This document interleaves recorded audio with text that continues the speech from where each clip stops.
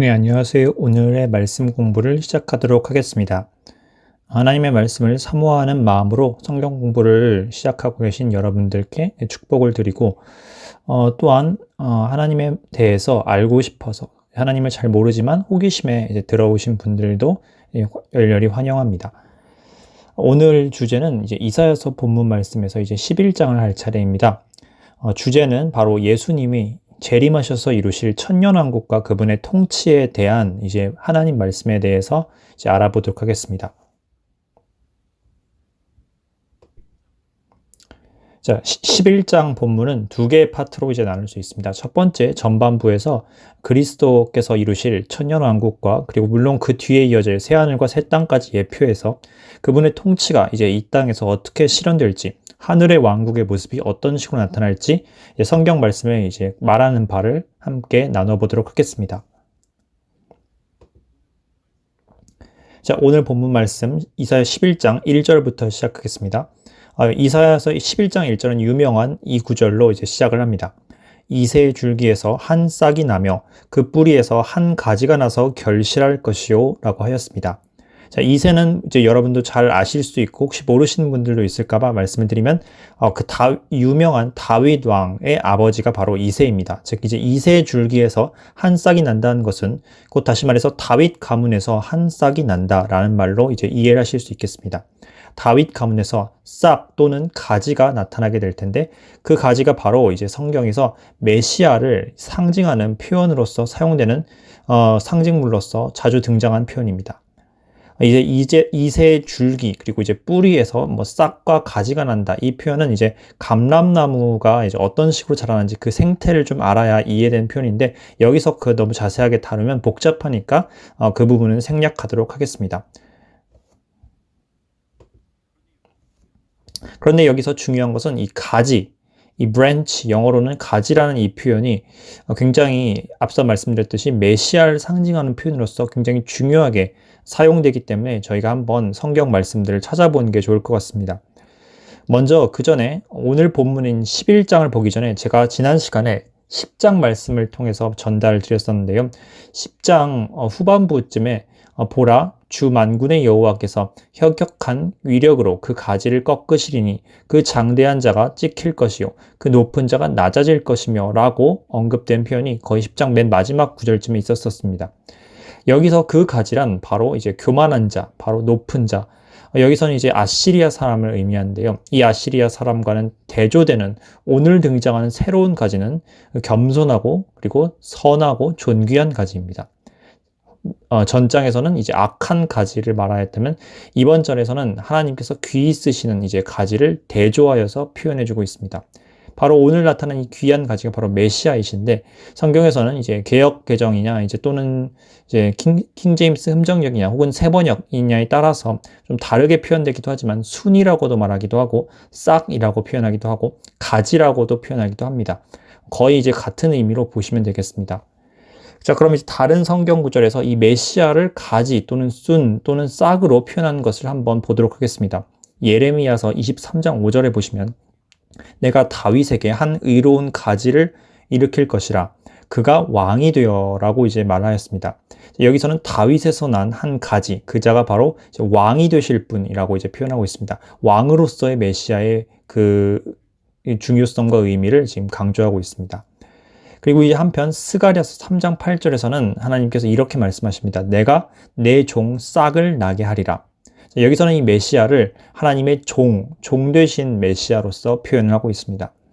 그리고 이제 스가랴서 6장 12절에서 13절 보시면 보라 싹이라 이름하는 사람이 자기 곳에서 돋아나서 여호와의 전을 건축하리라. 그가 이제 중략하겠습니다. 영광도 얻고 그 자리에 앉아서 다스릴 것이요 또 제사장이 자기 자리에 있으리니 이 둘 사이에 평화의 의논이 있으리라 라고 하였습니다.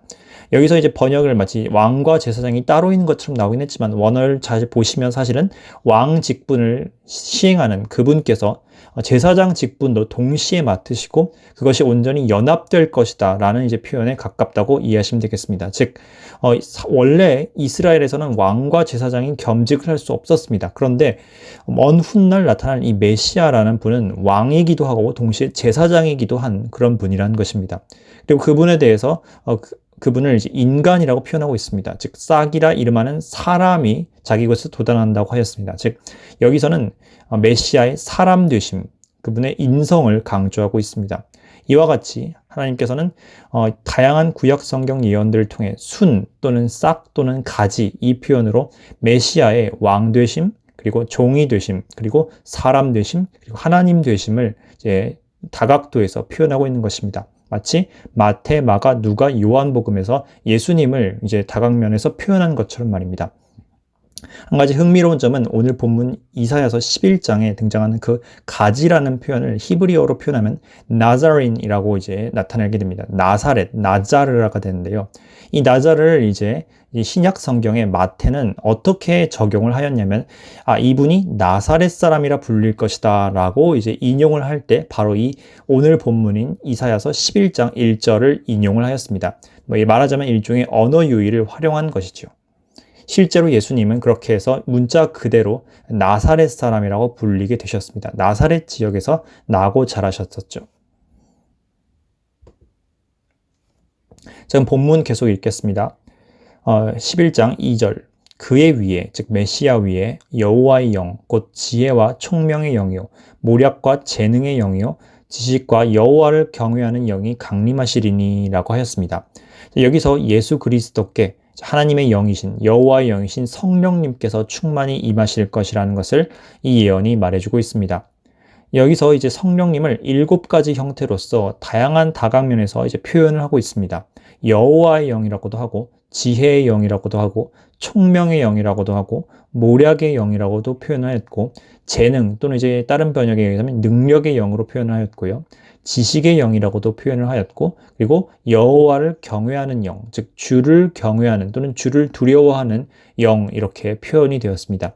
자, 이것이 바로 성령님께서 주시는 우리에게 주시는 열매들이고 성령님의 본질인 것입니다. 하나님의 영이고 동시에 그분은 지혜와 총명과 모략과 재능과 지식의 영인 가운데 또 우리에게 하나님을 경외하는 마음을 주시는 영인 것입니다. 바로 그 성령님이 이제 7영으로 표현되었고 요한계시록에서는 이제 실제로 성령님을 가리켜 7영이라고 이제 말합니다. 계시록 1장 4절, 계시록 3장 1절, 계시록 4장 5절, 계시록 5장 6절에 이제 반복적으로 성령님을 7영으로 나타내고 있습니다. 실제로 예수님이 이 땅에 공생의 사역을 하셨을 때 성령님께서는 그분께 이제 침례로서 내려오셨고 그분께 충만히 임하셨습니다. 마태복음 3장에 침례 요한에게 침례를 받으시던 예수님께 비둘기 같은 형상으로 성령님께서 임하시는 모습을 우리는 볼 수 있습니다. 물론 예수님과 성령님은 영원전부터 한 존재시긴 했지만 예수님께서 이제 인간으로 성육신하고 오신 때에는 물론 주님과 계속 한 존재이지만 그와 동시에 공생애 때 주님이 메시아란 걸 증명하기 위해서 성령님께서 공개적으로 그분 위에 내려앉는 그런 모습을 사람들에게 보이셨어야만 했습니다. 3절로 넘어가겠습니다. 그가 여호와를 경외함 또는 여호와를 두려워함으로 즐거움을 삼을 것이며 그의 눈에 보이는 대로 심판하지 아니하며 그의 귀에 들리는 대로 판단하지 아니하며 오직 가난한 자들을 위해 의로 재판하고 땅의 온유한 자를 위해 공평으로 꾸짖으며 라고 하였습니다. 참고로 이제 4절만 제가 킹제임스 번역으로 이제 가져왔는데 이것은 이제 원래 개역 개정에서는 가난한 자들을 재판하고 또는 땅의 온유한 자를 꾸짖으며 이런 식으로 이제 표현이 돼 있어서 조금 약간 좀 이해가 안 됐었습니다. 왜냐하면 가난한 자, 온유한 자를 심판하신다?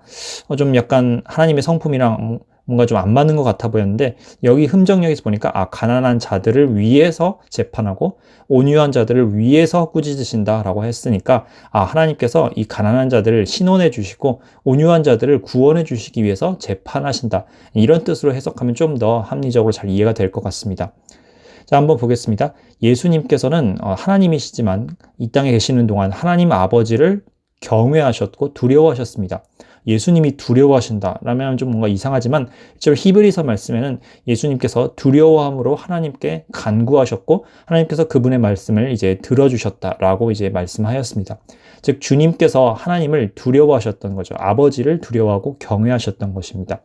즉 이와 같이 하나님을 두려워하는 것은 이제 매우 바람직하고 우리가 반드시 본받고 인간이라면 죄인이든 아니면 영원히 구속받은 천사건 죄송합니다. 구속받은 성도들이건 아니면 죄로부터 한 번도 영향을 받지 않았던 천사들이건 누구나 이제 마땅히 해야 될 의무가 바로 하나님을 두려워하는 것인 것이죠. 예수님께서는 그와 같은 이 마땅한 가치를 우리에게 보여주시기 위해서 이제 모범으로서 이제 이 땅에 계신 동안 하나님을 경외하는 모습을 우리에게 보여주셨습니다. 그리고 동시에 주님은 이 땅에 다시 오셔서 온 우주를 심판하시고 다스리실 때 그분께서는 귀에 들리는 대로, 눈에 보이는 대로, 즉 피상적으로 판단하시지 않고 모든 것을 본질 그대로 꿰뚫어 보시며 공의롭게 재판을 하십니다. 주님께서는 이 계시록에서 불꽃 같은 눈을 가진 것으로 이제 표현이 되어 있습니다. 즉 만물을 벌거벗은 듯이 환히 보시는, 꿰뚫어 보시는 심판자, 전능하시고 전지하신 완전한 재판관이신 것입니다. 그분은 숨겨진 모든 것을 다 읽고 사람의 마음속의 의도까지 읽으시기 때문에 보이는 대로만 재판하는 것이 아니라 본질 그대로 그리고 가장 의롭게 재판하시는 분이십니다. 그리고 주님께서는 가난한 자와 온유한 자들에게 복을 주시는 분입니다.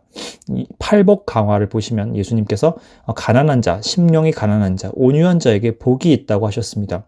그런 분들을 위해서 주님이 이제 의로 재판해 주시고 공평으로 이제 악인들을 꾸짖어 주시고 그리고 의인들과 회개한 자들에게는 상급으로 이제 갚아 주시는 것입니다. 그런데 이 일이 언제 온전히 성취가 되느냐? 바로 주 예수님의 날 또는 여호와의 날, 바로 재림하신 때, 바로 천년왕국이 시작될 때부터 이 일이 성취가 되는 것입니다. 자, 이제 4절 넘어가겠습니다. 주님께서 그럼 이제 또 어떤 식으로 재판을 하시는지 보겠습니다. 그의 입의 막대기로 세상을 치며 그의 입술의 기운으로 악인을 죽일 것이며 라고 하였습니다. 주님께서 입의 막대기, 여기서 입이라 함은 주님의 말씀의 권능을 의미합니다. 그리고 막대기라 표현하였는데 요한계시록과 다른 성경들에서는 이것을 철장, 즉 철막대기로 표현을 합니다. 주님은 항상 철장으로 세상을 심판하시는 주님으로 묘사가 됩니다. 시편 2편 9절에서는 예수님을 가리켜서 그분께서 내가 철장으로 그들을 깨트리며 라고 하나님 아버지께서 말씀한 걸 보여주십니다. 요한계시록 2장 27절에서도 그가 철장을 가지고 그들을 다스려 질그릇 깨트린 것 같이 하리라. 나도 내 아버지께 받은 것이 그러하니라 라고 주님께서 말씀을 하십니다. 즉 주님께서 자신이 철장 권세를 가지신 것처럼 이기는 자, 즉 성도들에게도 철장 권세를 주시겠다고 말씀을 하시는 것입니다. 요한계시록 12장 5절에서도 주님을 가리켜서 이는 장차 철장으로 만국을 다스릴 남자라 라고 표현을 하셨고 계시록 19장 15절 그분의 재림하시는 모습에서도 그분을 묘사하기를 친히 그들을 철장으로 다스리신다 라고 하였습니다. 그리고 주님께서는 입술의 기운으로 악인들, 이제 주님을 대적하는 악인들을 재림 때에 죽이실 것입니다. 특별히 이제 악인들을 모두 다 심판하시긴 하지만 그 대표로서 적그리스도를 심판하실 텐데 이에 대해서 데살로니가 후서 2장 8절에서는 이 말씀을 그대로 이사야서 말씀을 인용하여서 이와 같이 말을 합니다. 그때 불법한 자가 나타나리니 주 예수께서 그 입의 기운으로 그를 죽이시고 강림하여 나타나심으로 패하시리라. 데살로니가 후서 2장 8절 말씀에서 이와 같이 말을 하고 있습니다. 그리고 그분의 이제 특성에 대해서 알아보겠습니다. 5절 보시면 공의로 그의 허리띠를 삼으며 성실로 그의 몸에 띠를 삼으리라 라고 하였습니다. 보통 허리띠와 띠는 이제 상징적으로 힘과 능력의 근원, 이제 남자의 힘이 허리에서 나온다 뭐 이런 표현도 있죠. 이와 같이 이제 사나이다움 그리고 그 강한 힘 그것이 나오는 근원을 보통 사람들이 이제 허리로 많이 생각을 했었고요. 그러다 보니까 허리띠는 능력의 근원을 두르는 그런 무장으로서 많은 상징물에서 성경에서도 사용이 됩니다. 주님의 권능과 통치, 그분의 힘의 근원이 바로 그분의 신실하신 성품 그리고 의로우신 성품에서 나온다는 것을 바로 이와 같은 시적인 표현으로 나타낸 것입니다. 주님은 이제 공의로우신 분이고 그리고 신실하신 분이죠. 시편 89편 14절에서는 의와 공의가 바로 주의 보좌의 기초라라고 말을 하고 있습니다. 자, 그럼 이와 같이 악인을 심판하시고 공의로 세상을 다스리시는 주님께서 천년왕국을 그분 재림 때 이제 완성하실 때 과연 이제 이 세상에서는 어떤 모습이 나타날지 한번 알아보겠습니다. 그때 이리가 어린 양과 함께 살며 표범이 어린 염소와 함께 누우며 송아지와 어린 사자와 살찐 짐승이 함께 있어 어린 아이에게 끌리며 암소와 곰이 함께 먹으며 그것들의 새끼가 함께 엎드리며 사자가 소처럼 풀을 먹을 것이며 젖 먹는 아이가 독사 구멍에서 장난하며 젖된 어린아이가 독사의 굴에 손을 넣을 것이라. 자, 6절에서 8절 말씀입니다. 자, 이것이 천년왕국 때에 어떠한 세상의 모습이 임할지를 보여주는 아주 좋은 특징 중 한 가지입니다. 첫 번째 아주 중요한 특징이 바로 자연계, 이제 자연세계 전체, 피조계의 온전한 회복과 그리고 아름다운 그 완성이 임한다는 것. 이것이 이제 우리가 기억해야 할 점입니다. 자, 여기서 이리가 등장하고 어린 양이 나오고 표범이 나오고 염소가 나오고 사자가 나오고 곰이 나오고 이러는데 이것들을 굳이 이제 영적으로 해석할 필요가 없습니다. 이걸 그냥 문자 그대로 받아들이는 것이 가장 합리적인 해석이라고 생각을 합니다. 자, 실제로 이제 천년왕국 때에는 문자 그대로 포식하는 동물들이 사라질 것입니다. 그들이 어린 양처럼 아주 귀여운 아기 고양이와 강아지처럼 사람에게 온순하게 굴고 그리고 다른 동물들을 해치지 않고 그들과 함께 놀면서 풀을 뜯어먹고 그리고 풍족하게 누리면서 행복하게 살 것입니다. 자연계에 있었던 그 먹이 사슬의 이 잔인한 질서가 깨어지고 그리고 하나님께서 원래 창조하셨을 때의 그 완전했던 모습, 타락이 임하기 이전의 모습으로 회귀하게 되는 것입니다. 특히나 노아의 홍수 당시에는 그 이전까지는 사실 육식이 존재하지 않았었습니다. 그런데 그 이후에 먹을 것이 사라지면서 하나님께서 이제는 고기를 먹는 것을 허용을 해주셨었죠. 그런데 이제 이 천년왕국이 회복되면 그때부터는 자연계 질서가 온전히 충만해지기 때문에 더 이상 먹을 게 부족하지 않고 영양소가 부족하지 않게 되어서 동물들의 잔인한 속성도 이제는 다시 아름다운 모습으로 돌아가는 것입니다. 즉 인간의 죄의 타락으로 인한 이 자연계의 이 파생 효과가 이제 고쳐진다라고 볼 수 있는 것이죠. 로마서 8장에서는 이를 가리켜서 지금 이 세상이 인간의 타락과 아담의 타락으로 인하여서 자연계도 함께 인간과 함께 탄식하면서 썩어짐의 종로릇을 하고 있다고 하였습니다. 그런데 하나님의 아들들, 즉 구속받은 성도들이 부활의 몸을 입고 예수님과 함께 재림할 때 그때가 되면 이 자연계도 썩어짐의 종로릇에서 해방될 것이라고 말하고 있습니다. 바로 오늘 본문 모습이 그 대표적인 모습을 잘 보여주는 것입니다. 자, 두 번째 특징을 이제 다음 절에서 보겠습니다. 내 거룩한 산, 시온산, 하나님 왕국을 이제 말하는 것이죠. 모든 곳에서 해가 됨도 없고 상함도 없을 것이니 이는 물이 바다를 덮음같이 여호와를 아는 지식이 세상에 충만할 것임이니라. 자, 천년왕국의 중요한 두 번째 특징은 바로 하나님을 아는 지식이 온 천하에 충만하다는 것입니다. 지금 우리 사는 세상은 하나님을 잘 모르려 하고 또 하나님의 복음을 듣고도 그걸 거절하고 하나님을 믿지 않으려는 포스트 모더니즘의 이런 악한 세상에서 살고 있습니다. 하지만 그때가 되면 더 이상 하나님의 존재를 부정하는 자가 없을 것이고 그리고 복음과 성경 말씀을 더는 누군가가 가르쳐주지 않아도 모두에게 충만하게 전해지는 그와 같은 때가 오게 될 것입니다. 그 이유는 바로 예수님께서 직접 이 땅에서 물리적으로 임재해 계시면서 통치하시기 때문입니다. 그리고 주의 말씀이 이 예수님의 입으로부터 이 예루살렘에서부터 발언하여서 온 세상의 칙령으로 전해질 것입니다. 이에 대해서 이사야서 2장 3절과 미가서 4장 2절이 말씀을 하고 있습니다. 즉 사람들이 예루살렘, 즉 시온산에서 주의 법이 나가기 때문에 너도 나도 예루살렘에 가고 싶어서 안달이 나는 그런 때가 온다고 묘사하였는데 그때가 바로 천년왕국, 예수님이 직접 이 예루살렘에서 온 우주를 통치하시는 때가 되는 것입니다. 이와 같이 하나님의 지식이 충만한 것을 상징적으로 이 본문에서는 물이 바다를 덮음 같다라고 표현하고 있습니다.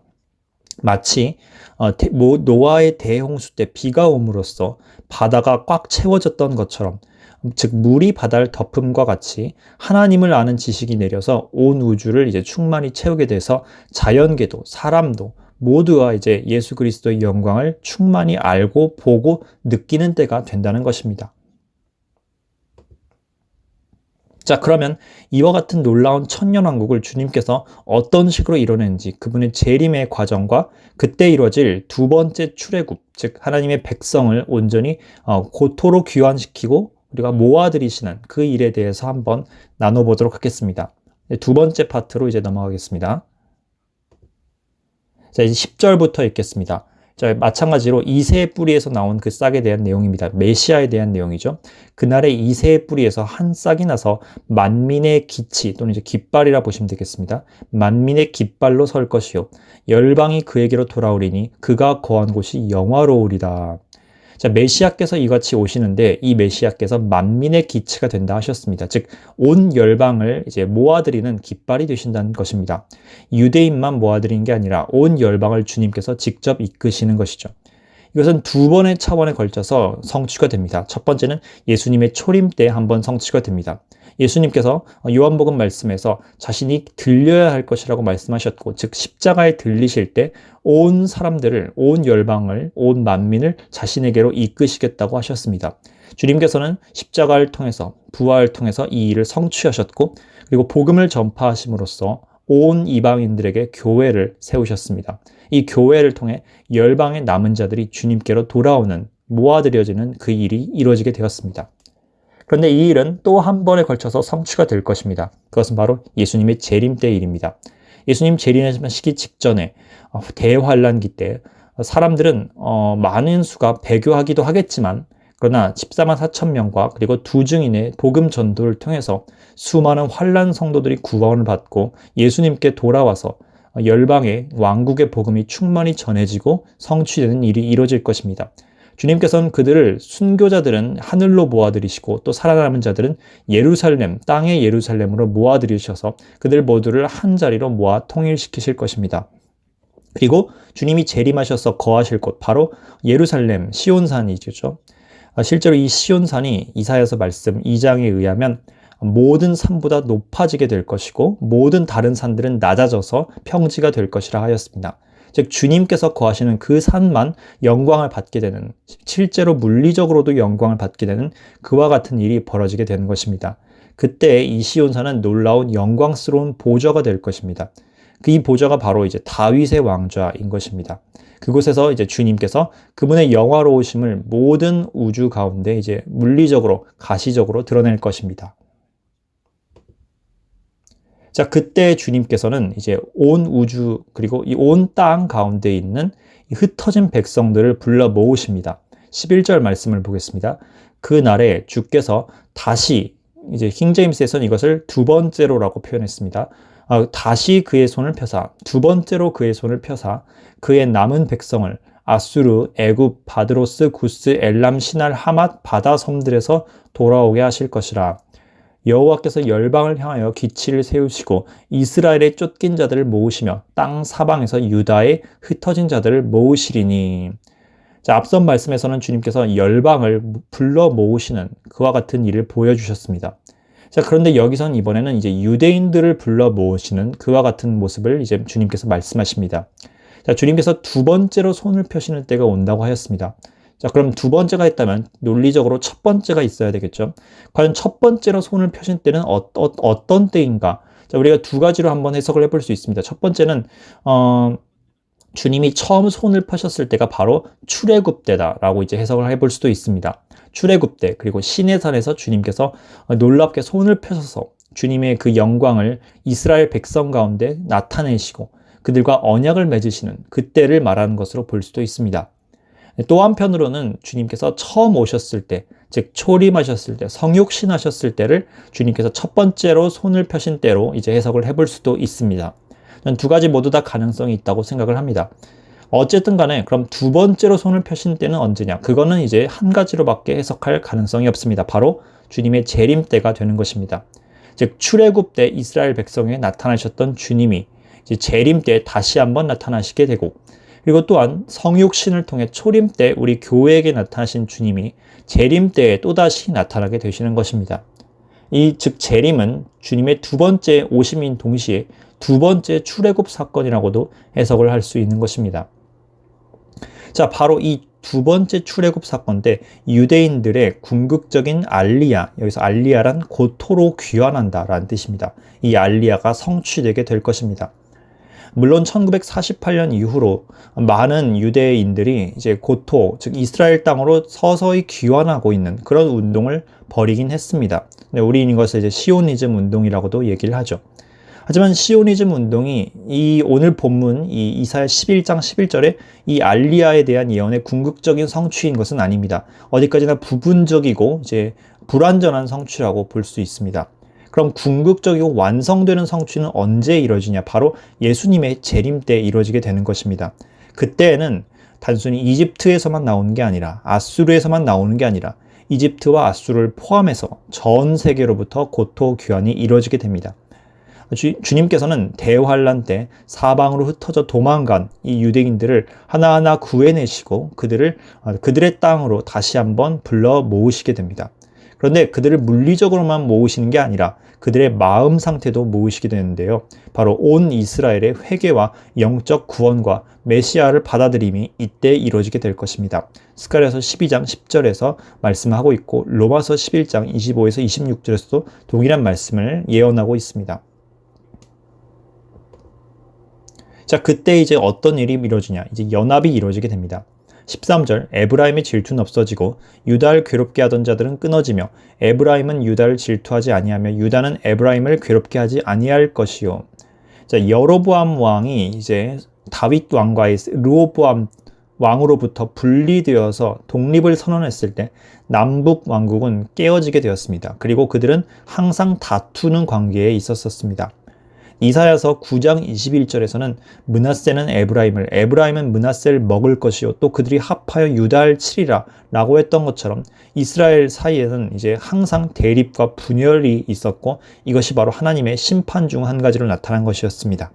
네, 이와 같이 저주가 내려졌던 이사야서 9장 말씀과는 달리 오늘 이사야서 11장 말씀에서는 이 같은 저주가 완전히 해소되고 해결된다는 예언이 나오고 있습니다.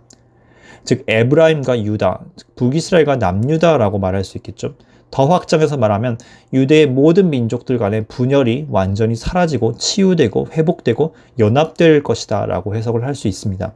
스가랴서 11장 14절에서 보시면 내가 또 연합이라 하는 둘째 막대기를 꺾었으니 라고 주님께서 말씀을 하심을 통해서 므낫세와 에브라임을 비롯해서 모든 지파들이 분열되고 깨어질 것이라고 저주를 했었는데 그런데 그것이 이제 이 마지막 때에 가게 되면 다 회복되고 그리고 그 저주가 치유되게 되는 것입니다. 에스겔서 37장 마른 뼈 골짜기 환상에서는 이 에스겔 선지자가 주님으로부터 이런 예언을 듣습니다. 그 막대기들을 서로 합하여 하나가 되게 하라.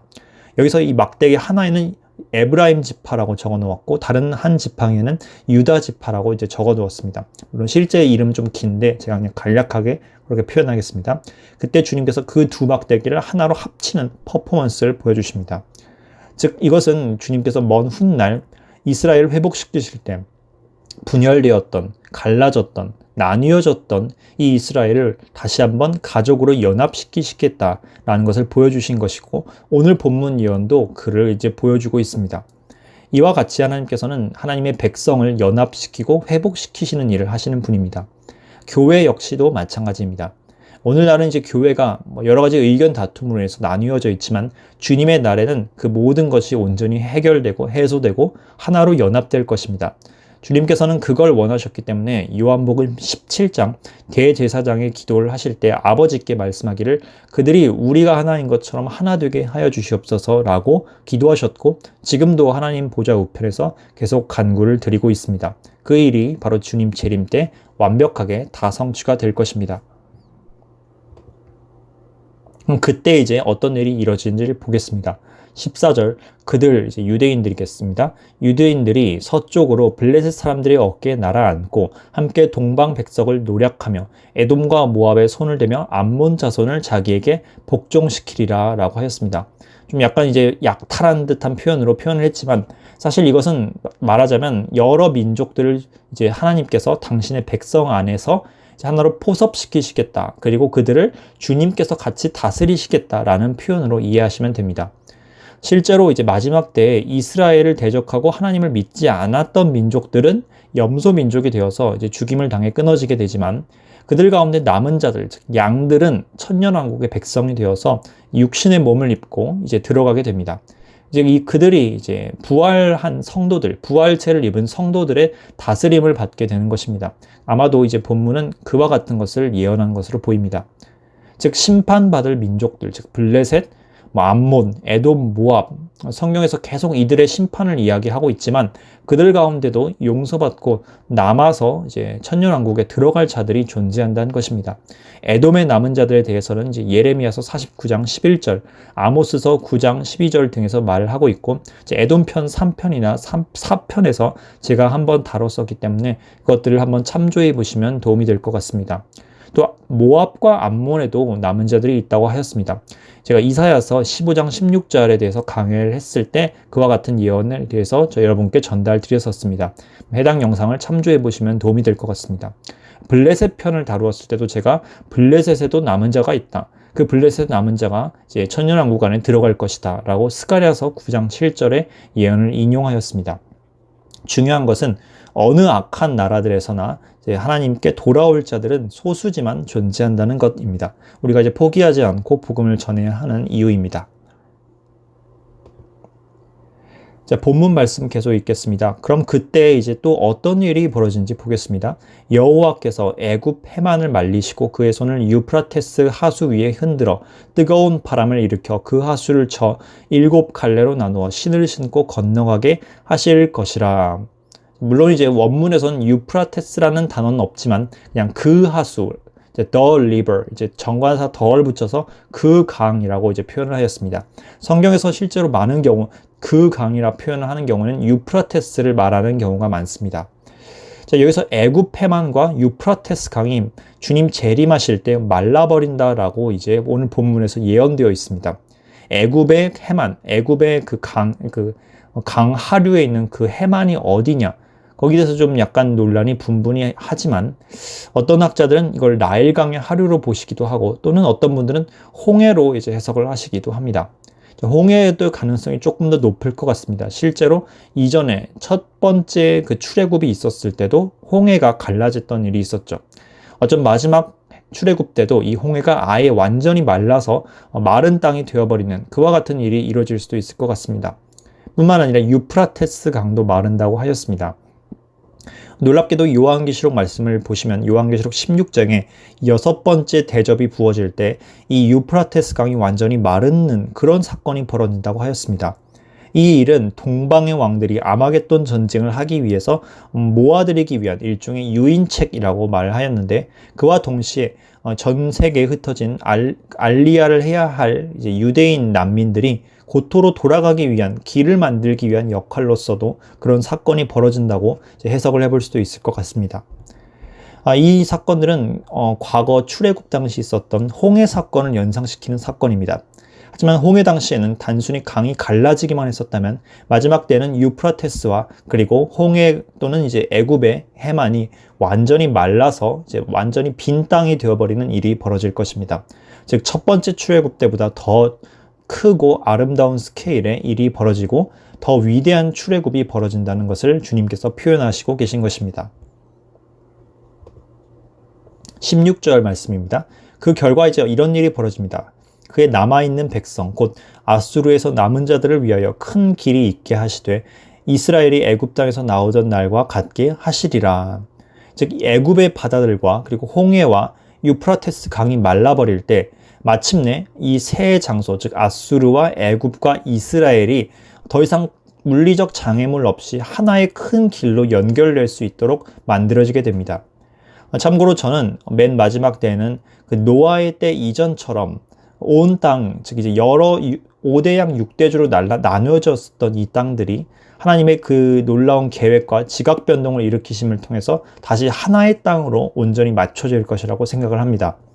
여기에 대해서 이제 이사야서 19장은 이와 같이 말하고 있습니다. 19장 23절에 그날에 애굽에서 아수르로 통하는 대로 큰 길이 있어서 아수르 사람은 애굽으로 가겠고 애굽 사람은 아수르로 갈 것이며 애굽 사람이 아수르 사람과 함께 경배하리라 라고 예언이 되어 있습니다.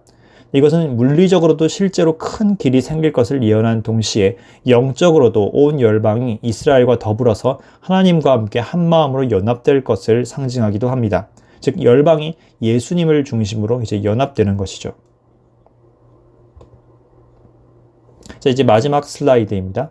예수님께서 이제 이 땅에 다시 오실 때 우리의 소망이 우리가 기대하고 우리가 늘 갈망하던 그 왕국이 이 땅에 온전히 실현되게 됩니다.